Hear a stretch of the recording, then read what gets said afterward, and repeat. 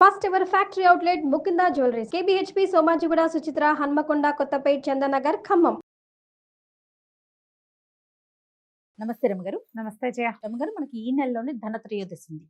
అసలు ధనత్రయోదశి ఎలా వచ్చింది, దీని యొక్క విశిష్టత ఏంటి? అన్ని త్రయోదశుల్లాగానే ధనత్రయోదశి కూడా ధనత్రయోదశి. నెల నెల 2 త్రయోదశులు వస్తాయి జయ. అవునవును. చాలా ప్రఖ్యాతంగా ప్రత్యేకమైంది ముఖ్యమైనది అని మనం చెప్పుకునేది శని త్రయోదశి. అవును. ఈ ధనత్రయోదశి ఇటీవల కాలంలోనే మన జీవితాల్లో ప్రవేశించి అంతకు ముందు కూడా ఉన్నది, మనమేం పెద్ద పట్టించుకోలేదు దాన్ని. ఆ, మనకి ఇక్కడంతా నరక చతుర్దశి, దీపావళి, చతుర్దశి దీపావళి తర్వాత వన్ ఫైన్ డే ప్రజలు తెలుసుకున్నారనమాట, మనం బంగారం కొనుక్కోవడానికి ఒక రోజుగా దీన్ని పెట్టుకోవచ్చు అని. వ్యాపారస్తుల బ్రెయిన్లో పుట్టింది. ఇవాళ బంగారం కొనుక్కుంటే మీకు బంగారం కొనుక్కోవడం ఎప్పుడు ఉంది, ఇవాళ కొత్తగా కొన్నామా బంగారం? మనం లేదు కదా రమ్మగారు. కొన్ని వందల సంవత్సరాల నుంచి స్త్రీధనంగా బంగారమే ఇవ్వటం. అవును. ఒక అంటే తెలివిగల వాళ్ళందరూ బంగారం రూపంలోనే ఆస్తిని, ధనాన్ని దాచుకోవటం. ఏదో ఆడపిల్లలకు పెట్టాలని, అల్లుడికి పెట్టాలని, ఏదైనా ముఖ్యమైన ఫంక్షన్ జరిగితే ఓ బంగారం కానుక, ఖరీదైన లోహం కాబట్టి బంగారం ఎప్పటి నుంచో ఉన్నది. ప్రత్యేకమైన దినాల్లో కొనుక్కుంటే అది ఇబ్బడి ముబ్బడిగా అవుతుందన్న ఒక నమ్మకాన్ని మనకి రకరకాల మాధ్యమాల ద్వారా తెలియజేసి జనం అందరినీ ఆ వైపుకి తిప్పారు. అవును. క్రమంగా ఏమైంది, వెసులుబాట్లు ఇచ్చారు. ఇంకా మీరు ఆ రోజే వచ్చి కొనుక్కోవాలని లేదండి, నెల ముందు కూడా మీరు బుక్ చేసుకోండి, మేము ఆ రోజు డెలివరీ మేమే మీ ఇంటికి తెచ్చిస్తాం, మీరు ఇవాళ డబ్బులు ఇచ్చేయండి, మేము తర్వాత తెచ్చిస్తాం. లేదా మీరు ఇవాళ బుక్ చేసుకోండి, ఆ రోజు ఊరికే వచ్చి అలా మొహం చూపించి మీ వస్తువు మీరు పట్టుకెళ్ళండి. త్రయోదశి నాడే ఇంట్లోకి కొత్త వస్తువు తేవాలి అనే ఒక్క పాయింట్ని త్రయోదశి నాడు కొత్తది పెట్టుకోవాలి, దాన్ని బంగారమే పెట్టుకోండి అనే పాయింట్గా టర్న్ చేయబడింది. జరిగింది ఇట్లా. మంచే ఇది, కాకేమి ఏదో ఒకటి బంగారం కొనుక్కోవడానికి ఖచ్చితమైన నియమం. మన శ్రావణ మాసంలో కొనుక్కోవాలని ఉండేది మన. అవును.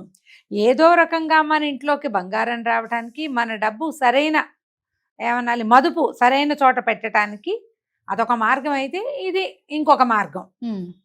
ఏదైనా సరే ధనత్రయోదశి ఒక 10-15 సంవత్సరాలుగా బాగా ప్రాచుర్యంలో చాప కింద నీరులాగా మన జీవితాల్లోకి ప్రవేశించి, ఇప్పుడు ధనత్రయోదశికి పూజ అయిపోతే కుదరదనే ఇన్ఫ్లుయెన్సర్స్ అక్కయ్యలు ఎంతమందో వచ్చారు. త్రయోదశి నాడు మనకి పూజా విధానం ఏనాడు లేదు. ఇప్పుడు ధనత్రయోదశి ఆ రోజు ధన్వంతరి పుట్టాడని నాకు ఒక్క పాయింట్ ఎప్పుడు అర్థం కాదు. ఈ ధన్వంతరి పుట్టాడని మనం కూడా చెప్పాం.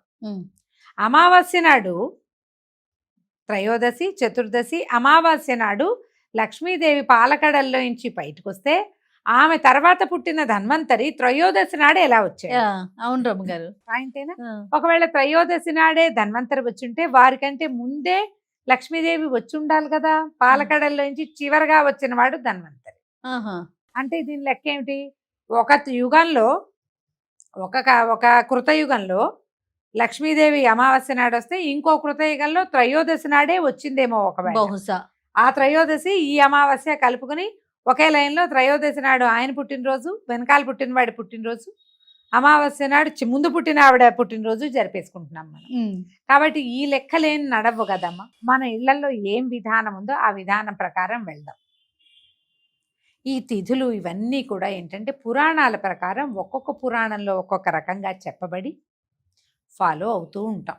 అవును. కొన్ని పండుగలు మనకు అలవాటుగా ఉండి కొన్ని తరాల వెంబడి, కొన్ని సంవత్సరాల వెంబడి మన ఇళ్లల్లో, మన ఊళ్ళల్లో, మన ఆచారాల్లో కనపడుతుంటే వాటిని ఫాలో చేసుకుంటూ వెళ్తాం. త్రయోదశి నాడు ఇప్పుడు మనకి ఇప్పుడు తెలిసిందైతే ఏదైనా కొత్త వస్తువు తెచ్చుకోవటం. అది ఏదైనా, మీరు స్టీల్ చెంచా తెచ్చుకున్నా ఓకే, కొత్తది అంతే, ఏదో ఒకటి. త్రయోదశి నాడు, ఈ ధనత్రయోదశి నాడు ఉప్పు లక్ష్మీదేవితో సమానం. ఆవిడ సముద్రం నుంచి వచ్చారు పుట్టింది కదా, అంచేత ఉప్పు కూడా సముద్రంలోనే పుట్టిందని. ఇదేమిటో పాయింట్, ఇది కూడా వింత పాయింటే. ఆవిడ పుట్టింది ఎక్కడ? పాల సముద్రంలో. పాల సముద్రంలో ఉప్పు ఎలాగుంటుంది? పాల సముద్రంలో ఉప్పు ఉంటే పాలు విరగవు? విరుగుతాయి. పాలకు అసలు సముద్రం ఉందో లేదో మనం చూడలేదు కదా. ఇలా రకరకాల గాథలు, వీటితోటి ఏదో ఒకటి చెప్పుకుంటూ ఉంటాం. త్రయోదశి నాడు కూడా మనం పూజ చేసుకోవచ్చు. ఆరోగ్యాన్ని కోరుకుంటూ ధన్వంతరిని తలుచుకుని పూజ చేసుకోవటమే, అంతకంటే ఏం చేయలేం. ఆయన మంత్రాలు కొంతమందికి వచ్చు, మంత్రాలు ఎవరో గురుగారు ఇచ్చారు. ఒకసారి నాకు తెలీదు అని నేను చెప్పానా, ఏదో దేవాలయానికి వెళ్తే, సాయిబాబా గుడికి కాదు, సాయిబాబా గుడి అనకూడదు, మన జీటీఎస్ కాలనీ మీ ఇంటి నుంచి ఇటువైపు వచ్చే దారిలో ఒక క్లినిక్ ఉంది, ఒక దేవాలయం ఉంది కదా, కిందేమో ఆంజనేయ స్వామి శివాలయం మల్టీ టెంపుల్, మల్టీ టెంపుల్, పైనేమో అమ్మవారు సాయిబాబా ఉన్నారు కదా. ఆ గుడికి వెళ్తే ఒక తల్లి కుమారుడు వాళ్ళిద్దరు నన్ను పలకరించాలి సారా ప్రేమతో. అమ్మ మీకు ధన్వంతరి మంత్రం తెలియదు అన్నారు కదా, మా గురుగారు ఇచ్చారు, మేము మీకు చెప్తామన్నారు.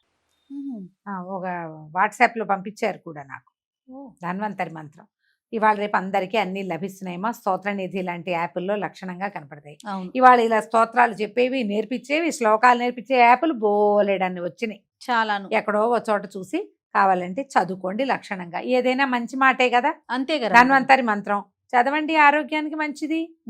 పూజ చేసుకోండి, ఆయనకో దండం పెట్టుకోండి, ఆయన పేరుతో దీపం, ధన్వంతరికి పాయసం చేసి నివేదన చేయండి, అంతే.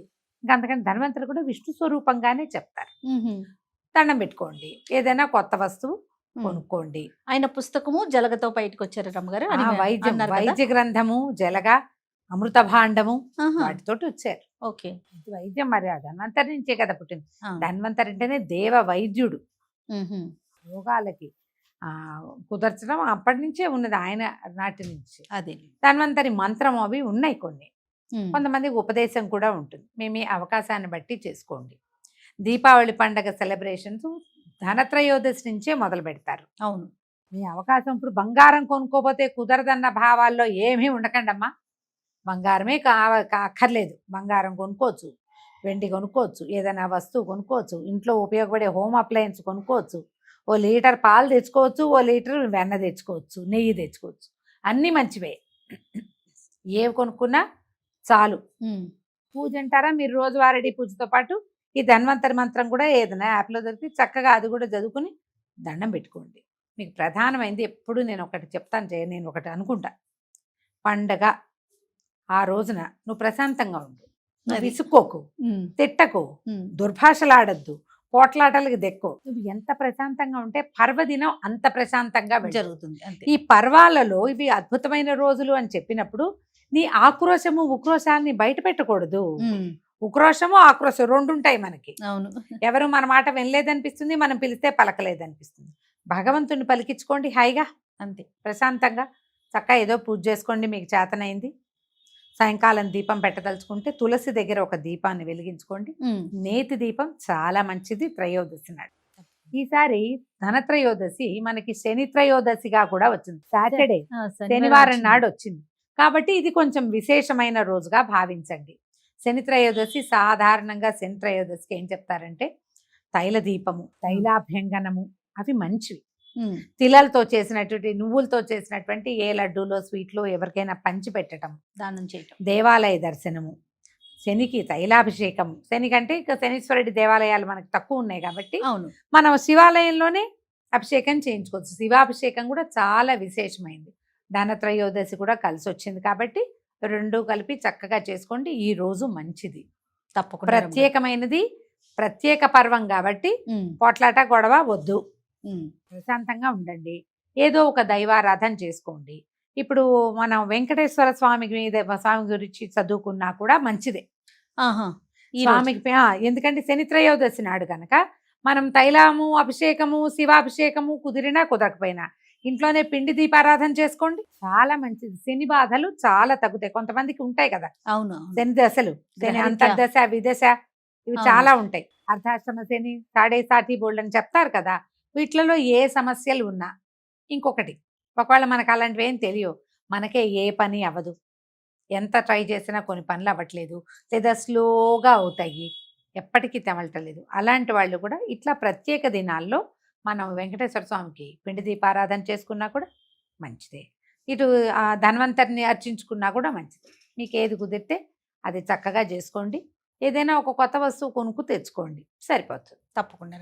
నమస్తే. నమస్తే జయ.